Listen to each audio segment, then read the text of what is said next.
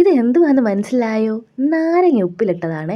നാരങ്ങയും ഉപ്പും കാന്താരിയും വെള്ളമൊന്നും ചേർക്കാതെ ഉപ്പിലിട്ട് വെച്ചേക്കുവാണ്. അത് നമ്മളിന്നെടുത്ത് അച്ചാറിടാൻ പോവാ.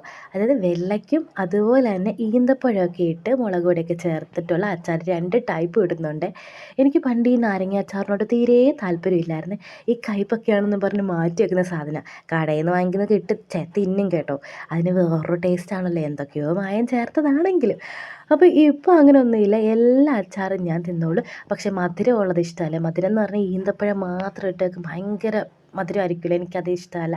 ഓവർ സ്വീറ്റ്നെസ് എനിക്കിഷ്ടമേ അല്ല. അത് എന്തുമായാലും ബാക്കി എല്ലാ അച്ചാറും ഞാൻ തിന്നും കേട്ടോ.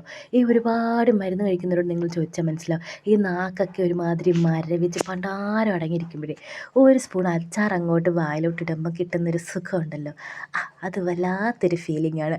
ഇവിടെ അതുകൊണ്ട് എപ്പോഴും എന്തെങ്കിലും അച്ചാർ സ്റ്റോക്കാണ്. റംബൂട്ടാൻ അച്ചാറിൻ്റെ വീഡിയോ നിങ്ങൾ കണ്ടായിരുന്നല്ലോ. അതുണ്ട് ഇപ്പോൾ അടുത്ത 2 സ്റ്റോക്ക് ആയിട്ടുണ്ട്. എൻ്റെ അച്ചാറൊക്കെ റെഡി ആയിട്ടുണ്ട് കേട്ടോ.